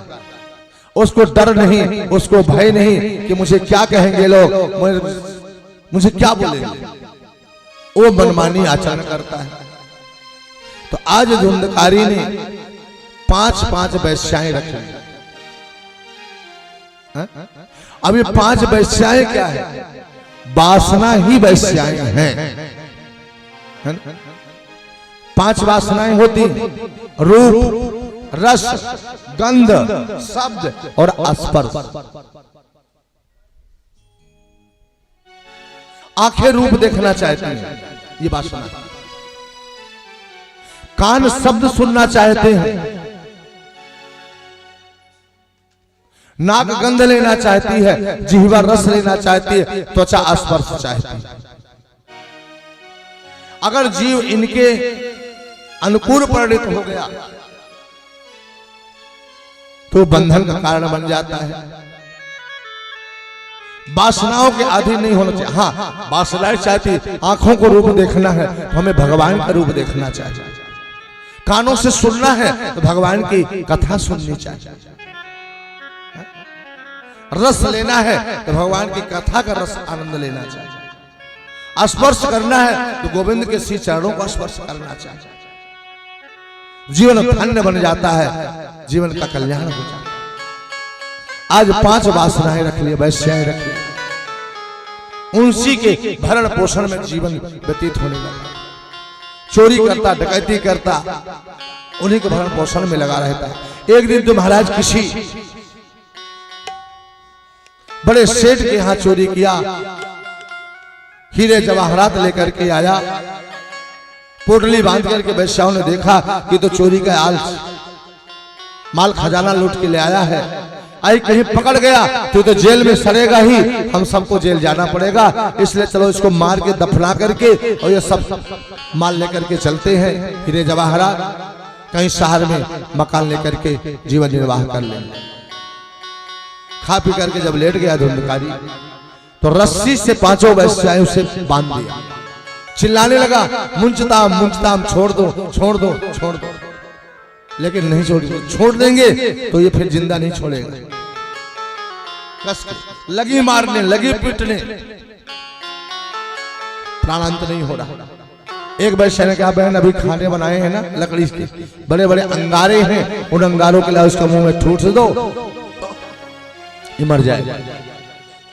जलते हुए अंगारे ले आकर उसके मुख में डाली, मर गया। क्यों? कर्म प्रधान विश्व करी राखा, अजो जस करही सो तस फल चाखा। ये कर्म का फल है, जो जैसा करता है उसको ऐसा फल मिलता है। किसी को सुख नहीं देता, कोई किसी को दुख नहीं देता। धुंधली को अपने कर्मों का फल मिल गया और धुंधकारी को भी अपने कर्मों का फल मिल गया और आत्मदेव को भी अपने कर्मों का फल मिल गया। अब जब वो मर गया तो एक प्रेत हुआ, प्रेत योनि को प्राप्त हुआ।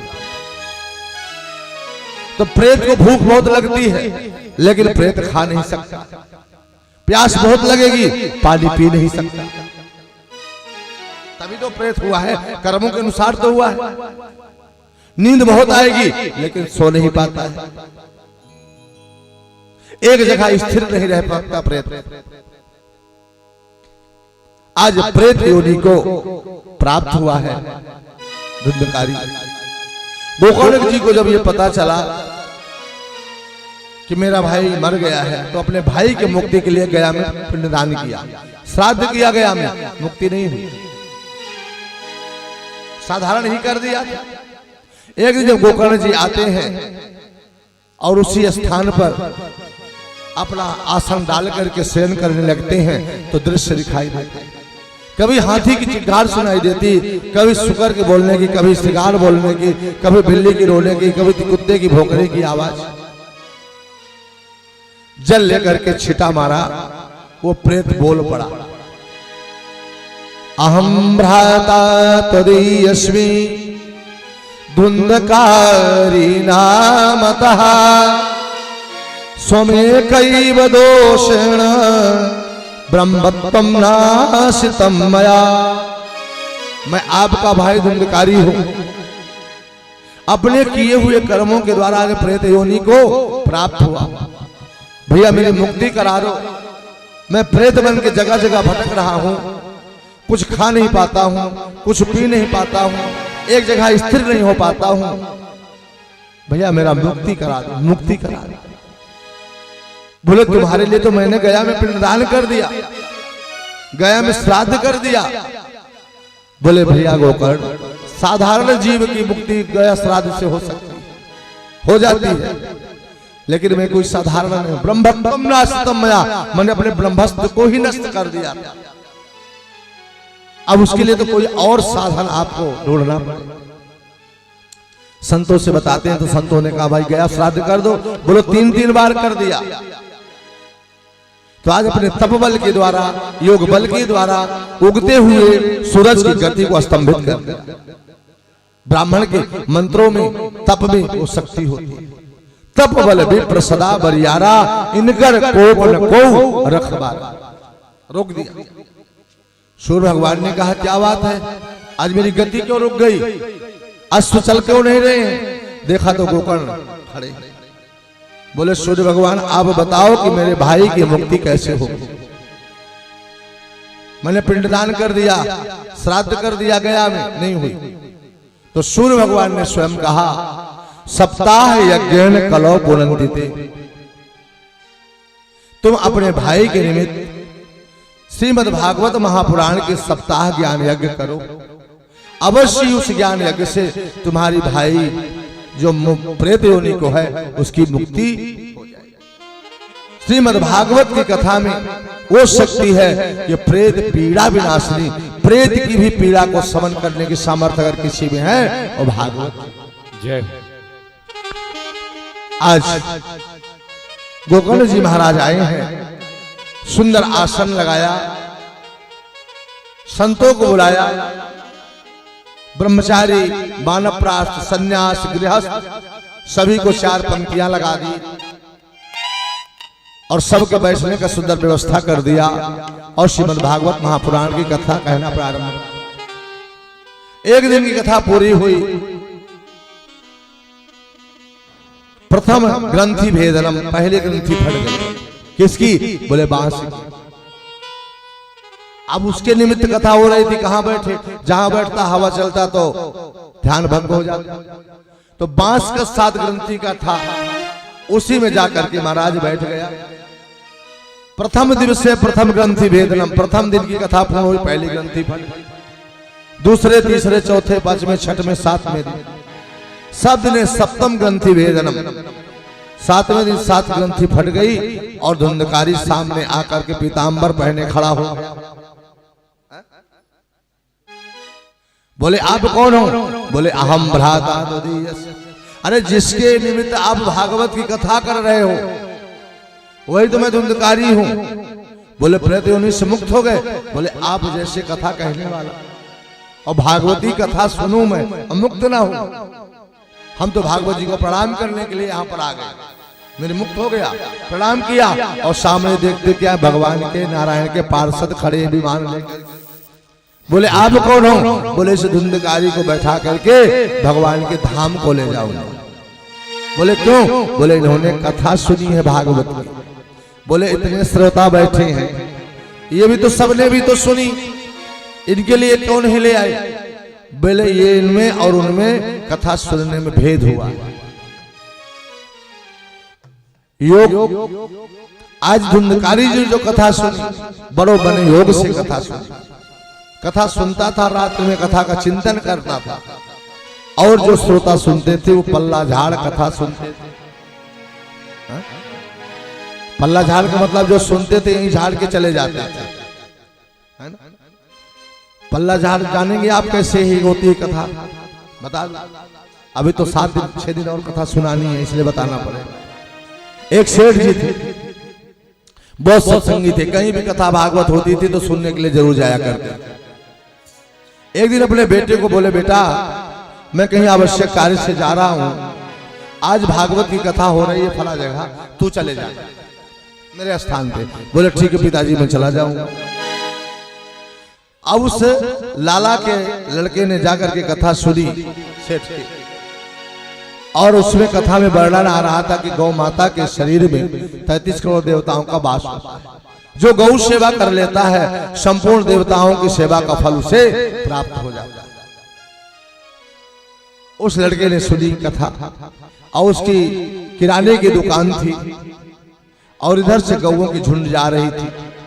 सभी के सामने, किसी के सामने आटे की बोरी, दाल की बोरी, किसी के सामने मैदा की, किसी के गेहूं की, चना की, सभी गौओं के सामने रख दिया और बड़े प्रेम से गाने लगे, तू एक बार आजा गौ माता की शरण में, तू एक बार आजा गौ माता की शरण में, गौ माता की शरण में, गौ माता की शरण में, गौ माता की शरण में, गौ माता की शरण में, तू एक बार आजा गौ माता की शरण में, तू एक बार आजा गौ माता की शरण में, गौ माता की शरण में, गौ माता की शरण में, गौ माता की शरण में, गौ माता की शरण में, तू एक बार आजा गौ माता की शरण में, तू एक बार आजा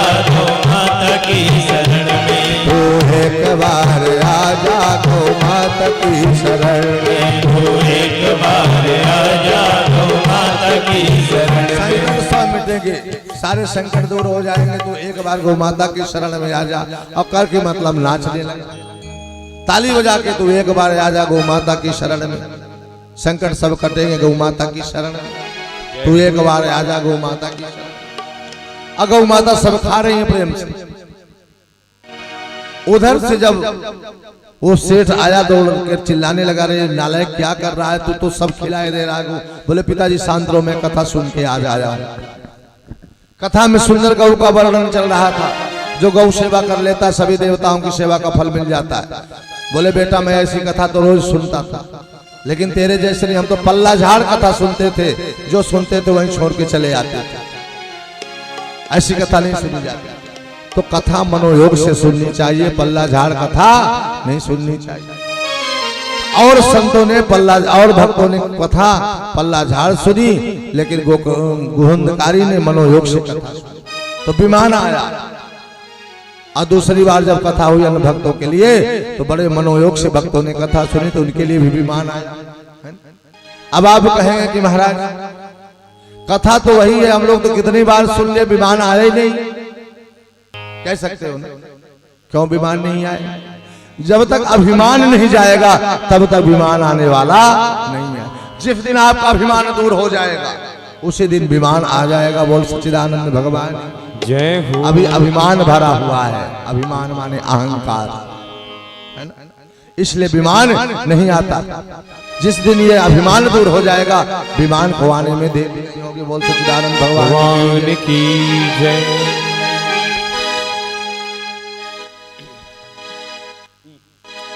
इस प्रकार से कथा सुनने से हमारा अहंकार दूर होता है, हमारा अभिमान दूर होता है, छल कपट ईर्षा राग द्वेष ये सब खत्म होते हैं। 7 जो ग्रंथि है ना वो जीवन में ही होती है। ये जीव ही धुंधकारी है।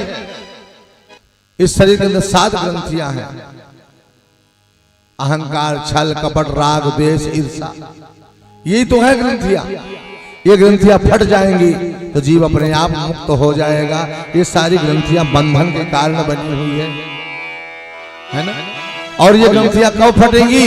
जब हम भागवत की कथा सुनेंगे।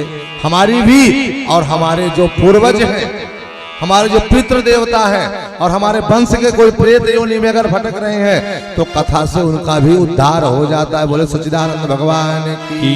क्योंकि जब संकल्प होता है तो सपरिवार सकुटुंबस, कुटुंब का परिवार का नाम लिया जाता है, ग्रह नक्षत्र योग का नाम लिया जाता है, नाम गोत्र का नाम लिया जाता है, उसमें सबको निमंत्रण हो जाता है ना।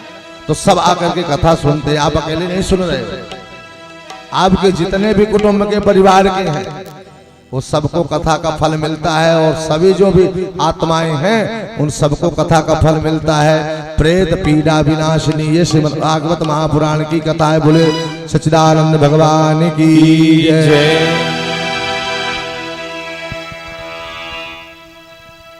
आइए मिलकर के भगवत नाम रस प्राप्त करते हुए जहाँ महाराज श्री जी के माध्यम से हम परली पार जा रहे हैं, तो राधा नाम का आश्रय लेकर के ठाकुर जी की कृपा को प्राप्त करना है। सद्भाव से सभी जय घोष करें, उद्घोष करें। श्री वृंदावन बिहारी लाल की जय। जय जय श्री राधे, जय जय श्री राधे, जय जय श्री राधे श्याम। जहाँ विराजे राधा रानी, जहाँ विराजे महारानी,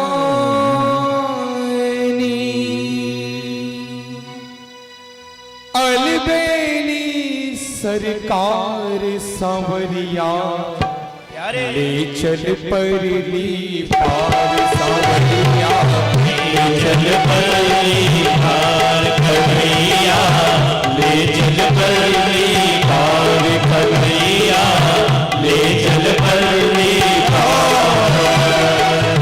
जहाँ विराजे राधा रानी, जहाँ विराजे राधा रानी, जहाँ विराजे महारानी, जहाँ विराजे महारानी, अलबेली सरकार सांवरिया, ले चल परली पार सांवरिया, ले चल परली पार कन्हैया, ले चल परली पार कन्हैया, ले चल परली पार। जय हो। तालियों के साथ सभी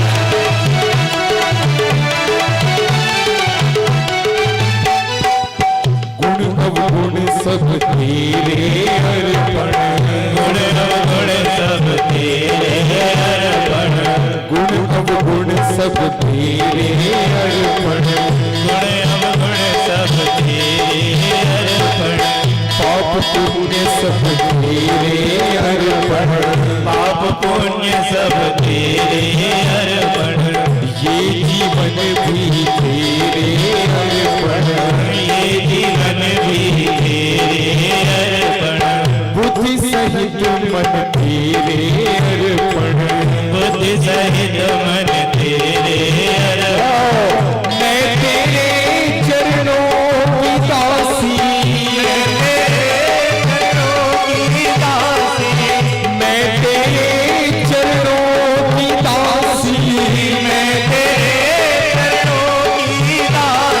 मेरे प्राण आधार कन्हैया, ले चल परी पार कन्हैया ले चल परी पार, कन्हैया, ले चल परी पार, कन्हैया ले चल परी जहाँ विराजे राधा रानी, जहाँ विराजे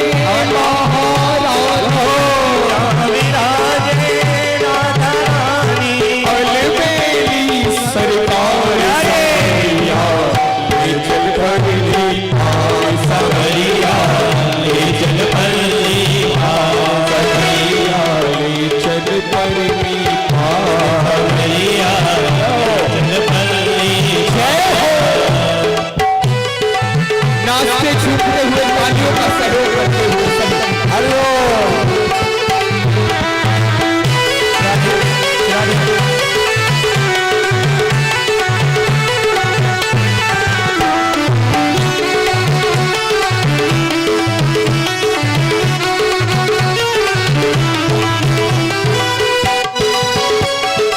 राधे राधे, जय हो।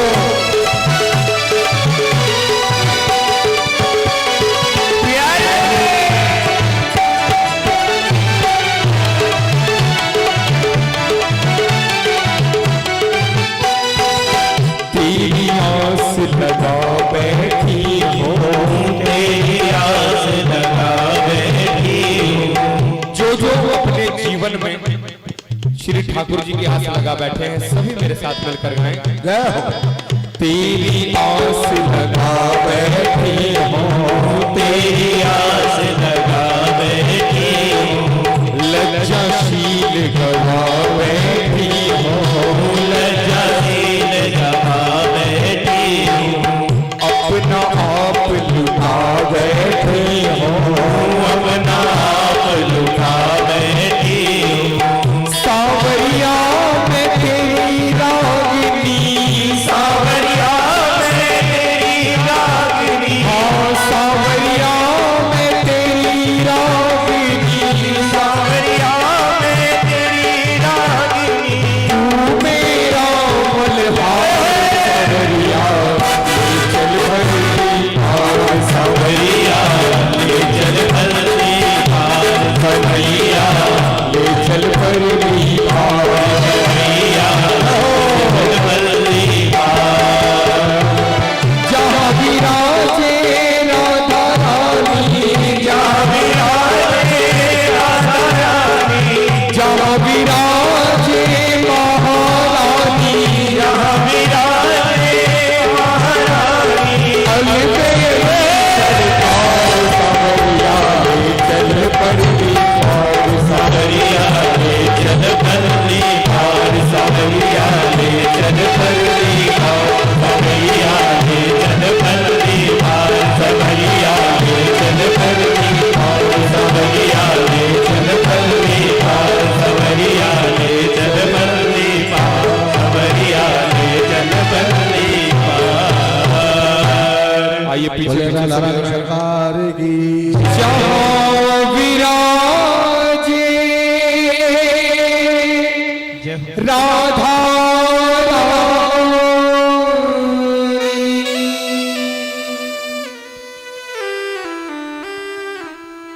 बोली राधा रानी सरकार की जय। कथा सुनने मात्र से ही राधा रानी के चरणों में हमारा प्रेम हो जाता है। जब प्रेम हो जाता है तो वो अपना लेती है, हमारा मन निर्मल हो जाता है।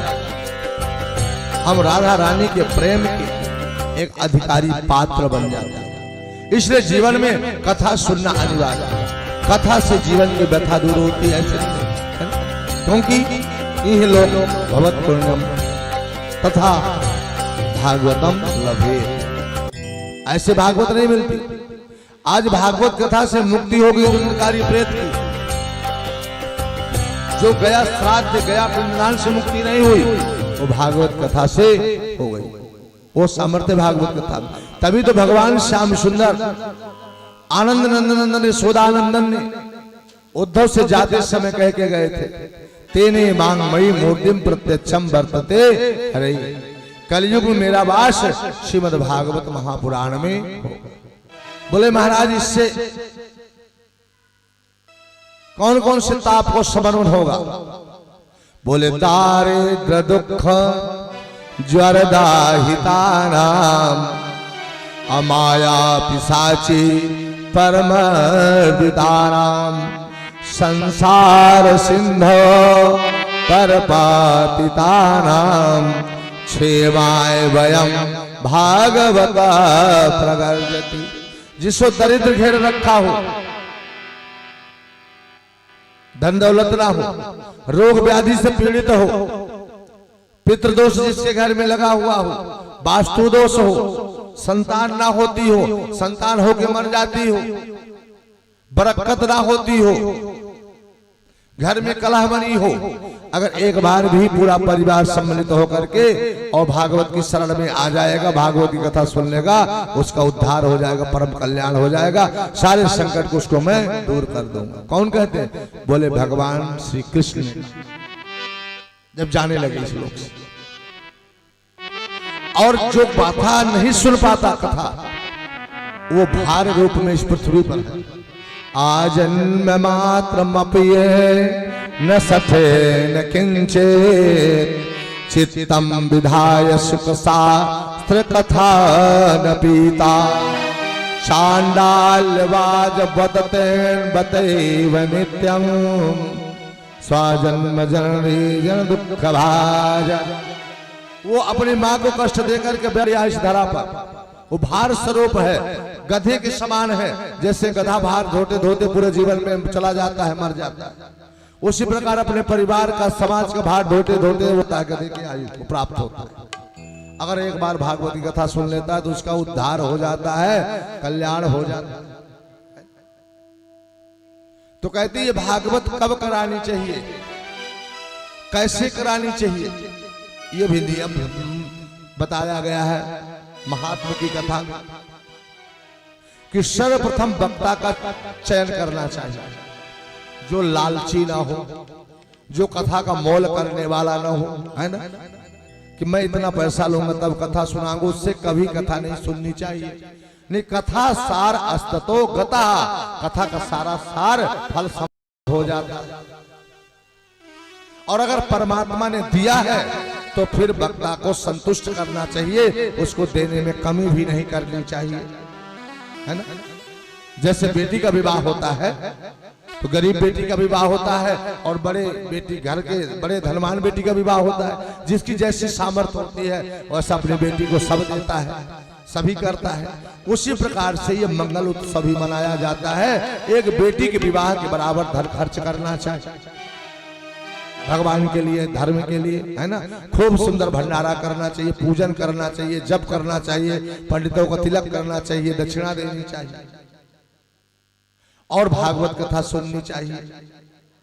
और कुशल वक्ता के द्वारा कथा सुननी चाहिए, जो दृष्टांत दे, समझा दे, सरल से सरल भाषा में कथा पूर्ण रूप से समझ में आए, ऐसे वक्ता का चयन करके भागवती कथा सुननी चाहिए। और भागवत की कथा किसी भी समय कैसी भी स्थिति में शुभारंभ करा देना चाहिए, सुंदर वक्ता से समय लेकर के। आज इस प्रकार से महात्मा में सुंदर वर्णन किया गया। कहते इसके वक्ता वीतराज श्री सुखदेव जी महाराज हैं, जो जन्म लेते ही वन की ओर गए हैं। वेद व्यास जी के द्वारा ये सुंदर कथा उन्हें प्राप्त हुई। ये भागवत की कथा हम सबको सुलभ कैसे हुई? नारायणम पद्म भवम वशिष्ठम शक्तिम च तत्पुत्र पराशरम चा व्यासम सुकम गौड़ पदम महांतम गोविंद योगिंद्र मथाथ शिष्यम। ये शिष्य परंपरागत भागवत आई। नारायण के द्वारा ब्रह्मा जी को प्राप्त हुई, ब्रह्मा जी के द्वारा नारद जी को प्राप्त हुई, और नारद जी महाराज के द्वारा वेद व्यास जी महाराज को प्राप्त हुई, वेद व्यास जी महाराज के द्वारा श्री सुखदेव जी महाराज को प्राप्त हुई, और श्री सुखदेव जी महाराज के द्वारा राजा परीक्षित महाराज को प्राप्त हुई। तब से हम सब लोगों को ये सुलभ हो पाई। ये भागवत क्या है? बोले कल्प वृक्ष का फल है। कौन सा कल्प वृक्ष? बोले वेद रूपी कल्प वृक्ष का पका हुआ फल है श्रीमद् भागवत महापुराण। आज महात्मा की कथा का यहीं पर समापन करेंगे। कल प्रथम स्कंद से कथा का शुभारंभ होगा ठीक 2 बजे से 5 बजे तक निरंतर चलेगा। मैं भी कथा कह के ही आ रहा हूँ। थोड़ा गला भी, तीर्थराज प्रयाग में मेला चल रहा है, अभी वहां शिविर लगा है अपना, लेकिन आप लोगों का ऐसा भक्तिपूर्ण आग्रह हुआ कि यहाँ भी कथा कहने में, कथा तो करनी है, चाहे यहाँ करे चाहे वहां करे, सबका आग्रह हुआ तो आए। ठाकुर जी की कृपा से ठाकुर जी के धाम में ठाकुर जी का गुणानुवाद तो करना है ना। तो आइए भगवान नाम संकीर्तन करेंगे, इसके बाद आरती करेंगे, आरती लेकर के पुष्पांजलि करेंगे, माता जी सभी ब्राह्मणों को तिलक करेंगे, जो यथाशक्ति है भेंट देंगी, है ना। ये रोज का नियम रहेगा। वेदी पूजन करेंगे, जो वेदिया बनी है ये सभी देवताओं का है, उधर पितरों का है। बड़े मनोयोग से बढ़िया पूजन करें, अर्चन करें, वंदन करें और सुंदर भागवत कथा का आनंद लें, अपने जीवन को कृतार्थ करें। बोले सच्चिदानंद भगवान की जय। सभी लोग खड़े हो। एक भजन। अच्छा, एक बात और है, हर जगह व्यक्ति नाचता है ना। शादी में नाचता है कि नहीं? योनियों में भी नाचता है, लेकिन भागवत में जब कथा में नाचता है उसे फिर अन्यत्र नाचने की जरूरत नहीं पड़ती है ना। एक बार मैं ऐसे दिल्ली में त्रिनगर में कथा कह रहा था, तो एक जो है पढ़े लिखे वकील साहब आए, बोले महाराज जी आज आप ये बताइए कि भागवत जी में नाचना कहाँ लिखा है? हमने कहा लिखा है। हमने कहा श्लोक बताएं कि हिंदी में दिखाएं? बोले श्लोक तो समझ में नहीं आएगा, हिंदी में दिखाओ। मैंने भागवत जी खोल करके दिखाया, तो उसमें चिरंजीव जी महाराज राजा परीक्षित कथा समय नारद जी नाच रहे थे, ताली बजा करके, सुंदर बीना बजा कर नाच रहे थे, ध्रुव जी नाच रहे थे, जितने भी भक्त थे तरले सुंदर बड़े भाव के साथ आनंदित होकर, आह्लादित होकर के और कथा भी सुन रहे थे और कीर्तन करके नाच भी रहे थे। तो कथा में नाचना भगवान की भक्ति का द्योतक है। बोले सच्चिदानंद भगवान की। बोले वृंदावन बिहारी लाल की जय।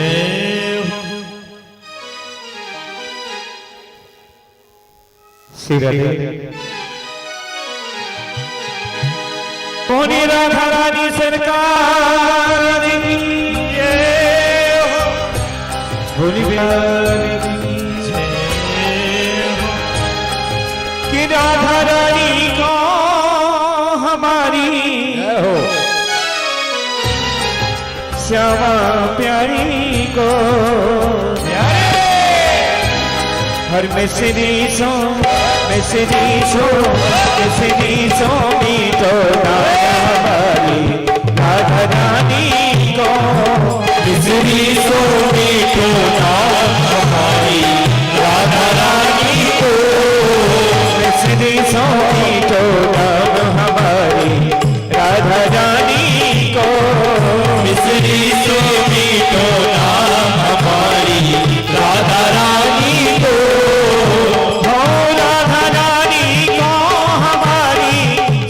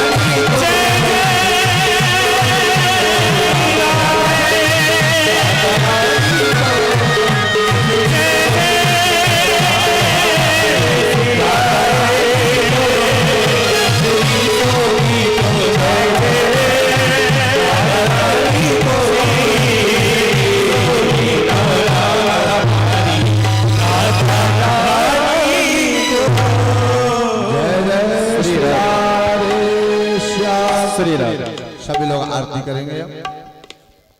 श्री राधे।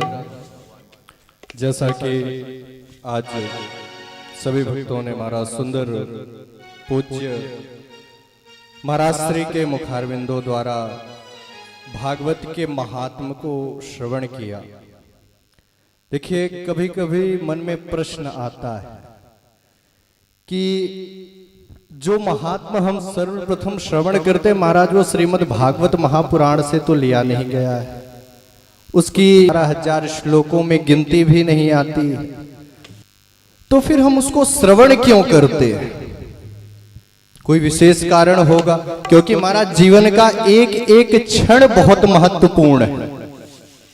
तो हम पूरा एक दिन लगा करके महाराज महात्मा को श्रवण देते हैं, करते हैं, तो हमें कम से कम इसका अर्थ तो पता होना चाहिए कि महाराज उससे हमको प्राप्त क्या होगा। जिस प्रकार महाराज हम अपनी बहन का, बिटिया का विवाह करते हैं, तो जब विवाह करते हैं तो सबसे पहले क्या करते हैं महाराज, जाकर के लड़का देखते हैं,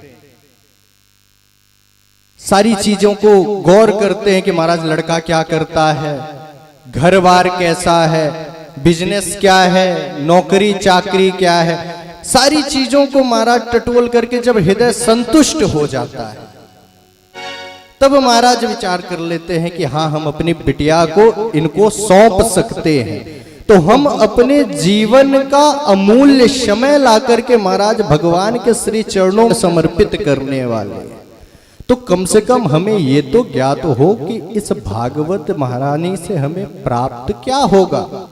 भागवत की तो महाराज जितनी विशेषता बताई जाए उतना कम है। तो इसको तो एक प्रेत पीड़ा विनाशनी, और कैसे प्रेत की महाराज, धुंधकारी जैसे प्रेत की पीड़ा का विनाश भागवत सामर्थ महाराज किसमें है? बोले केवल श्रीमद् भागवत महापुराण में। श्रीमद् भागवती वार्ता प्रेत पीड़ा विनाशनी। और महाराज हमारा और आपका, अपितु हम सबका ऐसा सौभाग्य कि ब्रज भूमि में बैठ करके श्री बाके बिहारी के चरणों में बैठ करके और पूज्य महाराज श्री की ओझमयी वाणी, ज्ञानमयी वाणी, प्रकाशमयी वाणी, महाराज जितनी उपाधियां लगाई जाए उतनी कम है, अनंत है। उनके महाराज हम सबको प्रभु की मंगलमयी कथा श्रवण करने का अवसर प्राप्त हो रहा है, तो ये की कृपा है। क्योंकि भाग्योदयेन बहुजन्म समर्जितेन सत्संगमं चलुभुतो पुरुषो यदावे। जब एक जन्म या 2 जन्म के पुण्य उदय होते हैं तब नहीं महाराज, भाग्यो महाराज जन्म जन्मांतर के पुण्य जब उदय होते हैं तब जाकर के महाराज सत्संग प्राप्त होता है। और महाराज पूज्य महाराज श्री जैसे संत जो महाराज अभी प्रयागराज में कल्पवास करके आज ही प्रातःकालीन यहाँ लौटे, महाराज वहाँ गंगा मैया के चरणों में अपनी और आज आकर के हमारे बाके बिहारी के चरणों में और आप सबके समक्ष महाराज अपने आप को उड़ेल रहे, एक तरह से कह सकते हैं। एक वक्ता क्या होता है महाराज? वक्ता कोई साधारण वक्ता वो है जो महाराज श्रोता के समक्ष बैठ करके अपने आप को उड़ेलता है। वो अपनी बात नहीं कहता कभी भी, अपने आप को महाराज न्यौछावर कर देता है कि जो मुझ में है सब मैं आज न्यौछावर कर रहा हूं। ऐसे पूज्य गुरुदेव भगवान का सानिध्य आप सबको प्राप्त हुआ। आइए सुंदर बड़े भाव से, बड़ी तन्मयता से महाराज भागवत भगवान की आरती करेंगे। तथा बड़ी जल्दी करवाई जा रही, क्योंकि हम समझ रहे हैं सब थक गए महाराज, 12 बजे से इसी व्यवस्था में लगे हुए हैं, तो उसकी भी आवश्यकता है। आइए बड़े भाव। जलेन शीतलीकरणं महा पुष्पै देवादिवन्दनं महा शीतले तुम जगन्माता शीतले तुम मनसो जात जगतो सूर्यो अजायत श्रोताद्वायुष्य प्राणस्य मुखा